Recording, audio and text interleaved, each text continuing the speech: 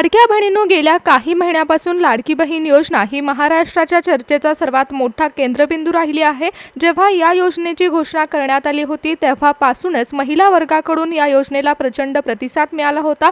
मात्र काळानुसार वाढणारी महागाई आणि कुटुंबाच्या बदलत्या गरजा याचा विचार करता 1500 रुपयाची रक्कम ही पुरेशी आहे का नाही यावर चर्चा सुरू झाली आणि तेव्हाच राज्य पातळीवरती चर्चा झाली नाही तर ती आता थेट देशाची राजधानी दिल्लीपर्यंत पोहोचली आहे।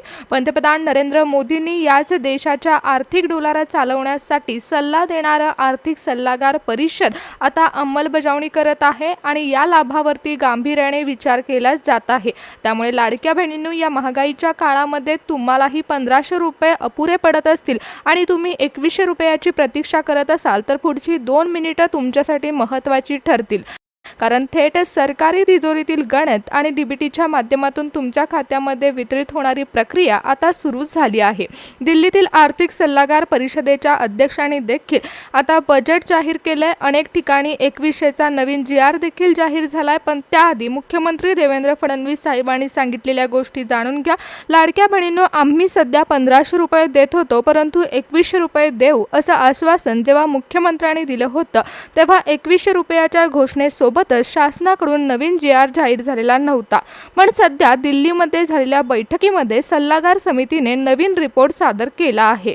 काही दिवसामध्ये तुमच्या खात्यामध्ये नेमके किती रुपये जमा होणार आहेत याचा उलगडा आता झाला आहे। आर्थिक सल्लागार परिषदेच्या याच अहवालामध्ये एक महत्त्वाची गोष्ट समोर आली आहे, ती म्हणजे कुटुंबात खर्चाची झालेली वाढ। आता समितीने पाहिली असून ज्याप्रमाणे महागाई वाढत आहे अगदी त्याच प्रमाणात महिलांची बचत कमी होत चालली आहे। त्यामुळे जर खरंच महिलांना आर्थिकदृष्ट्या सक्षम करायचं असेल तर 1500 रुपयाची रक्कम वाढवून ते 2100 रुपयापर्यंत नेण्याचा विचार केला गेला। यासोबतच परिषदेने एक अतिशय महत्त्वाचा मुद्दा मांडलाय, तो म्हणजे केवळ रोख रक्कम देऊन चालणार नाही तर महिलांना डिजिटल साक्षरता आणि कौशल्य विकास याच्याशी देखील जोडलं गेलं पाहिजे।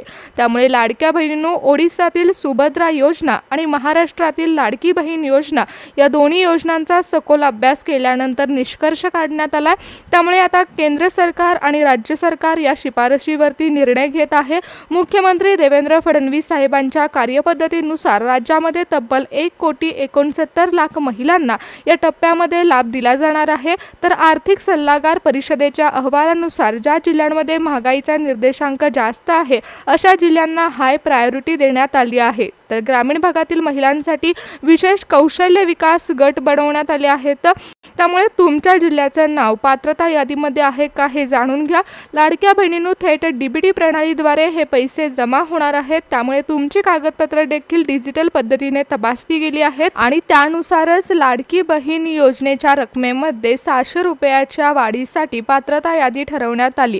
लाडक्या बहिणींनो, 1500 रुपये तुमचा दरवेळेचा हप्ता होता, पण यावेळी 1500 + 600 असे एकूण 2100 रुपयाची रक्कम ठरवण्यात आली।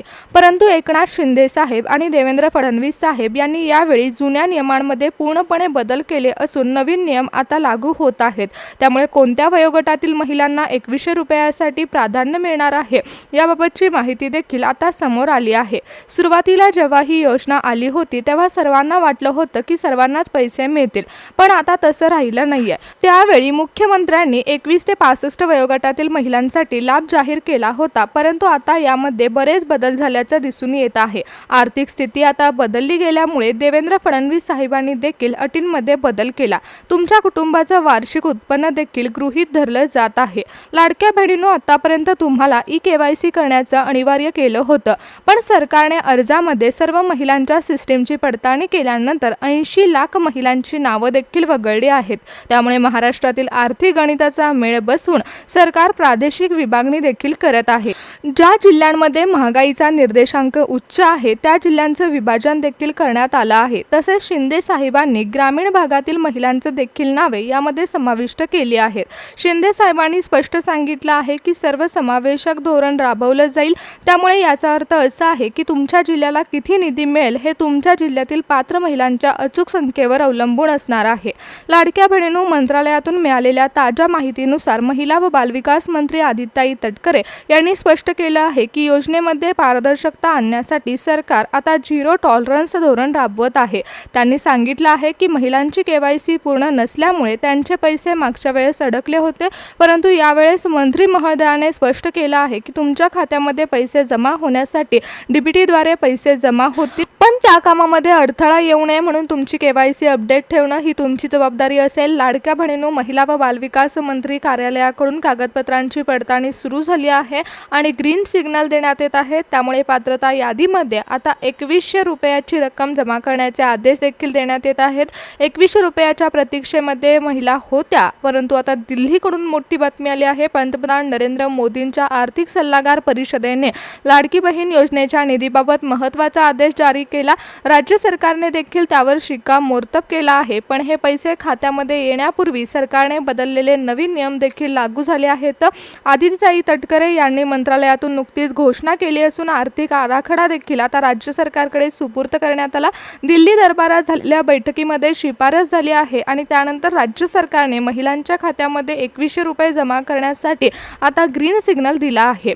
लाडक्या बहिणींनो, सरकारने या योजनेसाठी 33,237 कोटीहून अधिक खर्च जारी केला आहे. आदित्यताई तटकरे यांनी स्पष्ट केलं आहे की सरकार आता आपल्या विविध विभागाच्या निधीतून जास्तीत जास्त तरतूद करून लाडक्या बहिणींचे हप्ते वेळेवर देण्याचं काम करेल. त्यामुळे सध्या दिल्लीकडून आदेश आल्यामुळे मंत्रिमंडळामध्ये हालचाली सुरू झाल्या आहेत. महाराष्ट्रातील मुख्यमंत्री माझी लाडकी बहीण योजना आणि ओडिशातील सुभद्रा योजनेचा अभ्यास केला जात आहे. महिलांच्या बँक खात्यामध्ये थेट मदत कशी पाठवता येईल याचा आता आराखडा तयार केला जात आहे. राज्य सरकार यामध्ये दिल्ली दरबारामध्ये झालेल्या बैठकीची शिफारस करत असून महिलांच्या खात्यामध्ये 2100 रुपये जमा करण्यासाठी आता योगदान जारी झाले. पंतप्रधानांच्या समितीने हे स्पष्ट केले की निधी कमी पडू नये म्हणून दिल्लीचा आदेश आता राज्य सरकारसाठी एक मिशन मोड बनला आहे. सरकारने या योजनेसाठी निधी मंजूर करत विभागाच्या निधीतून विशेष पॅकेज तयार करण्याचे आदेश दिले आहेत. आपल्या राज्यातील तिजोरीतून लाडक्या बहिणींच्या बँक खात्यामध्ये पैशाचं वितरण केलं जाईल. तर महिला व बालविकास मंत्री आदित्यताई तटकरे यांनी 2100 रुपयाच्या शिफारशीवरती आता 80 लाख महिलांचे अर्ज बाद केले आहेत. ई-केवायसी मध्ये झालेल्या त्रुटी तसेच कागदपत्रांमध्ये आलेले अडथळे यामुळे महिलांना अपात्र ठरवण्यात आले, पण पात्र महिलांच्या खात्यामध्ये आता जून महिन्याचा हप्ता देखील वितरित होणार आहे. लाडक्या बहिणींनो, डीबीटीच्या माध्यमातून तुमच्या खात्यामध्ये हे वितरण किती सविस्तर पद्धतीने केले जाईल यासाठी सरकार प्रक्रिया राबवत आहे. हप्त्यासाठी आता 3500 कोटी रुपयाचा अतिरिक्त निधी देखील मंजूर झाला. त्यामुळे पात्रता यादीनुसार महिलांच्या खात्यामध्ये हे पैसे वितरित केले जातील. तपासणी झाल्यानंतर आता क्रॉस व्हेरिफिकेशन देखील सुरू आहे. त्यामुळे तांत्रिक कारणास्तव ज्या महिलांचे अर्ज हे बाद करण्यात आले होते, त्या महिलांना अपात्र ठरवण्यात आलं होतं, त्यांना देखील पुन्हा एकदा संधी मिळू शकते. महिलांच्या खात्यामध्ये आता पैसे वितरित होणार आहेत. आदित्यताई तटकरे यांनी दिलेल्या माहितीनुसार अनेक महिलांनी केवायसी केली नव्हती किंवा त्यांच्या माहितीमध्ये त्रुटी होत्या. शिवाय 13 ते 14 लाख महिला या उत्पन्न मर्यादेपेक्षा अधिक उत्पन्न असल्यामुळे त्यांना बाद ठरवण्यात आलं होतं. परंतु ज्या महिला पात्र असूनही तांत्रिक कारणामुळे वगळल्या गेल्या होत्या, अशा अर्जांची आता पुन्हा एकदा तपासणी होत आहे. त्यामुळे ज्यांचे पैसे बंद झाले होते त्यांना पुन्हा एकदा पैसे मिळण्याची आशा निर्माण झाली आहे. 2100 रुपयाचा निधी खात्यामध्ये वर्ग होताना नियम व अटी बदलल्या गेल्या आहेत. त्यामुळे परत एकदा सर्व महिलांचे अर्ज तपासले जाणार असून निधी वितरणाचं प्रमाण हे सर्वाधिक वाढवलं जाईल.